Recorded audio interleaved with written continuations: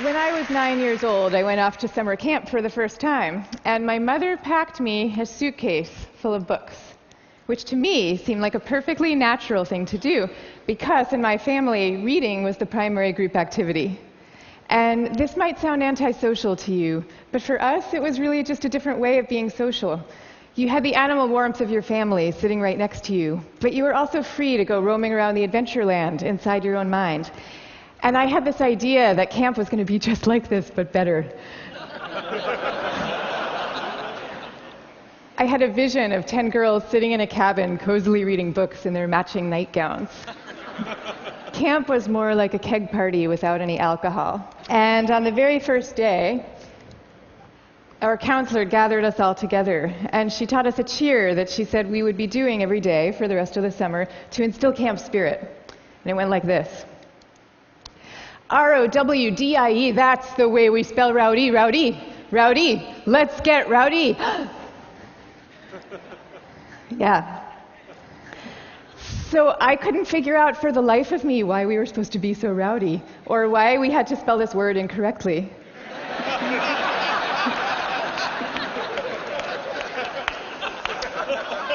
But I recited the cheer. I recited the cheer along with everybody else. I did my best. And I just waited for the time that I could go off and read my books. But the first time that I took my book out of my suitcase, the coolest girl in the bunk came up to me and she asked me, "Why are you being so mellow?" Mellow, of course, being the exact opposite of R-O-W-D-I-E.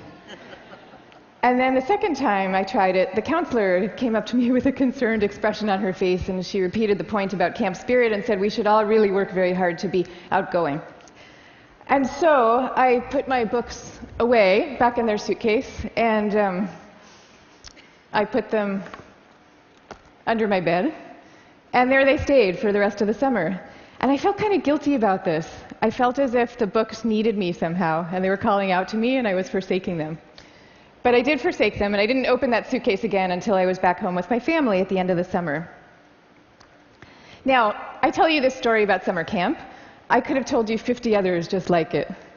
All the times that I got the message that somehow my quiet and introverted style of being was not necessarily the right way to go, and that I should be trying to pass as more of an extrovert. And I always sensed deep down that this was wrong, and that introverts were pretty excellent just as they were. But for years, I denied this intuition. And so I became a Wall Street lawyer, of all things, instead of the writer that I had always longed to be, partly because I needed to prove to myself that I could be bold and assertive too. And I was always going off to crowded bars when I really would have preferred to just have a nice dinner with friends. And I made these self-negating choices so reflexively that I wasn't even aware that I was making them. Now, this is what many introverts do, and it's our loss for sure, but it is also our colleagues' loss and our community's loss, and at the risk of sounding grandiose, it is the world's loss, because when it comes to creativity and to leadership, we need introverts doing what they do best. 1/3 to 1/2 of the population are introverts. 1/3 to 1/2. So that's 1 out of every 2 or 3 people you know. So even if you're an extrovert yourself, I'm talking about your coworkers and your spouses and your children and the person sitting right next to you right now. All of them subject to this bias that is pretty deep and real in our society. We all internalize it from a very early age without even having a language for what we're doing. Now, to see the bias clearly, you need to understand what introversion is. And it's different from being shy. Shyness is about fear of social judgment. Introversion is more about how do you respond to stimulation, including social stimulation. So extroverts really crave large amounts of stimulation, whereas introverts feel at their most alive and they're most switched on and they're most capable when they're in quieter, more low-key environments. Not all the time, these things aren't absolute, but a lot of the time. So the key then to maximizing our talents is for us all to put ourselves in the zone of stimulation that is right for us. But now here's where the bias comes in. Our most important institutions, our schools and our workplaces, they are designed mostly for extroverts, and for extroverts' need for lots of stimulation. And also, we are living through this belief system. We have a belief system right now that I call the new groupthink, which holds that all creativity and all productivity comes from a very oddly gregarious place. So if you picture the typical classroom nowadays, When I was going to school, we sat in rows. We sat in rows of desks like this, and we did most of our work pretty autonomously. But nowadays, your typical classroom has pods of desks of 4 or 5 or 6 or 7 kids all facing each other. And kids are working in countless group assignments, even in subjects like math and creative writing, which you would think would depend on solo flights of thought. Kids are now expected to act as committee members. And for the kids who prefer to go off by themselves or just to work alone, those kids are seen as outliers often, or worse, as problem cases. And the vast majority of teachers reports believing that the ideal student is an extrovert as opposed to an introvert, even though introverts actually get better grades and are more knowledgeable, according to research. Okay, same thing is true in our workplaces. Most of us work in open-plan offices without walls, where we are subject to the constant noise and gaze of our coworkers. And when it comes to leadership, introverts are routinely passed over for leadership positions, even though introverts tend to be very careful, much less likely to take outsized risks, which is something we might all favor nowadays. And interesting research by Adam Grant at the Wharton School has found that introverted leaders often deliver better outcomes than extroverts do, because when they are managing proactive employees, they're much more likely to let those employees run with their ideas, whereas an extrovert can quite unwittingly kind of get so excited about things that they're putting their own stamp on things, and other people's ideas might not as easily then bubble up to the surface. In fact, some of our transformative leaders in history have been introverts. I'll give you some examples. Eleanor Roosevelt, Rosa Parks, Gandhi, all these people describe themselves as quiet and soft-spoken and even shy. And they all took the spotlight even though every bone in their bodies was telling them not to. And this turns out to have a special power all its own, because people could feel that these leaders were at the helm, not because they enjoyed directing others, and not out of the pleasure of being looked at. They were there because they had no choice, because they were driven to do what they thought was right. Now, I think at this point it's important for me to say that I actually love extroverts. I always like to say some of my best friends are extroverts, including my beloved husband. And we all fall at different points, of course, along the introvert-extrovert spectrum. Even Carl Jung, the psychologist who first popularized these terms, said that there's no such thing as a pure introvert or a pure extrovert. He said that such a man would be in a lunatic asylum if he existed at all. And some people fall smack in the middle of the introvert-extrovert spectrum, and we call these people ambiverts. And I often think that they have the best of all worlds. But many of us do recognize ourselves as one type or the other. And what I'm saying is that culturally, we need a much better balance. We need more of a yin and yang between these two types.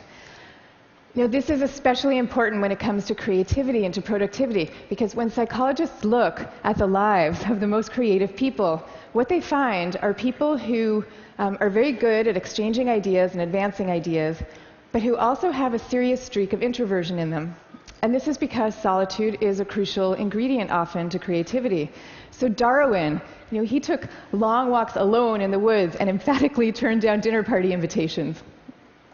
Theodore Geisel, better known as Dr. Seuss, he dreamed up many of his amazing creations in a lonely bell tower office that he had in the back of his house in La Jolla, California. And he was actually afraid to meet the young children who read his books for fear that they were expecting him to be this kind of jolly Santa Claus-like figure and would be disappointed with his more reserved persona. Steve Wozniak invented the first Apple computer sitting alone in his cubicle in Hewlett-Packard, where he was working at the time. And he says that he never would have become such an expert in the first place had he not been too introverted to leave the house when he was growing up. Now, of course, this does not mean that we should all stop collaborating. And case in point is Steve Wozniak famously coming together with Steve Jobs to start Apple Computer. But it does mean that solitude matters, and that for some people, it is the air that they breathe. And in fact, we have known for centuries about the transcendent power of solitude. It's only recently that we've strangely begun to forget it. If you look at most of the world's major religions, you will find seekers, Moses, Jesus, Buddha, Mohammed, seekers who are going off by themselves, alone, to the wilderness, where they then have profound epiphanies and revelations that they then bring back to the rest of the community. So no wilderness, no revelations. This is no surprise, though, if you look at the insights of contemporary psychology. You know, it turns out that we can't even be in a group of people without instinctively mirroring and mimicking their opinions, even about seemingly personal and visceral things like who you're attracted to. You will start aping the beliefs of the people around you without even realizing that that's what you're doing. And groups famously follow the opinions of the most dominant or charismatic person in the room, even though there's zero correlation between being the best talker and having the best ideas. I mean, zero. So you might be following the person with the best ideas, but you might not. And do you really want to leave it up to chance?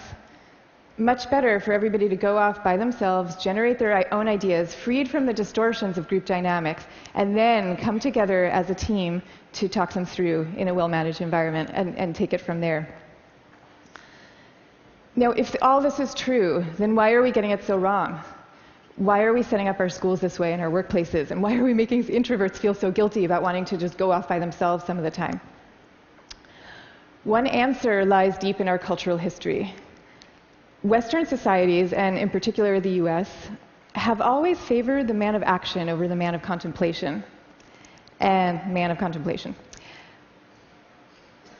But in America's early days, we lived in what historians call a culture of character, where we still, at that point, valued people for their inner selves and their moral rectitude. And if you look at the self-help books from this era, they all had titles with things like character, the grandest thing in the world. And they featured role models like Abraham Lincoln, who was praised for being modest and unassuming. Ralph Waldo Emerson called him a man who does not offend by superiority. But then we hit the 20th century, and we entered a new culture that historians call the culture of personality. You know, what happened is we had evolved from an agricultural economy to a world of big business. And so suddenly people are moving from small towns to the cities. And instead of working alongside people they've known all their lives, now they are having to prove themselves in a crowd of strangers. So quite understandably, qualities like magnetism and charisma suddenly come to seem really important. And sure enough, the self-help books change to meet these new needs. And they start to have names like How to Win Friends and Influence People. And they feature as their role models really great salesmen. So that's the world we're living in today. That's our cultural inheritance. Now, none of this is to say that social skills are unimportant. And I'm also not calling for the abolishing of teamwork at all. The same religions who send their sages off to lonely mountaintops also teach us love and trust. And the problems that we are facing today in fields like science and in economics are so vast and so complex that we are going to need armies of people coming together to solve them, working together. But I am saying that the more freedom that we give introverts to be themselves, the more likely that they are to come up with their own unique solutions to these problems. So now, I'd like to share with you what's in my suitcase today.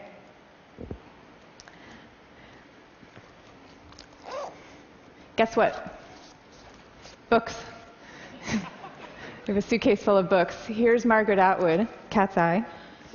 Here's a novel by Milan Kundera. And here's The Guide of the Perplexed by Maimonides. But these are not exactly my books. I brought these books with me because they were written by my grandfather's favorite authors. My grandfather was a rabbi, and he was a widower who lived alone in a small apartment in Brooklyn. That was my favorite place in the world when I was growing up, partly because it was filled with his very gentle, very courtly presence, and partly because it was filled with books.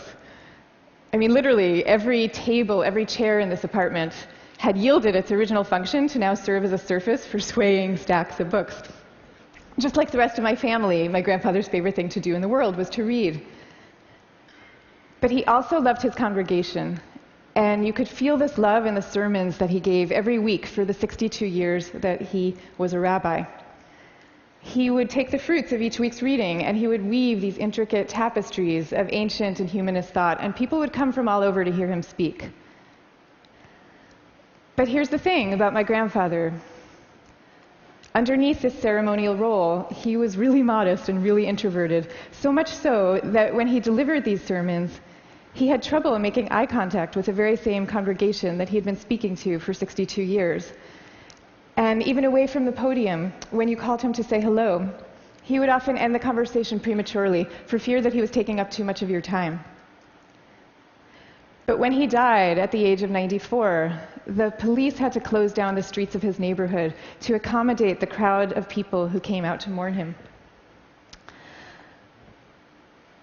And so these days, I try to learn from my grandfather's example in my own way. So I just published a book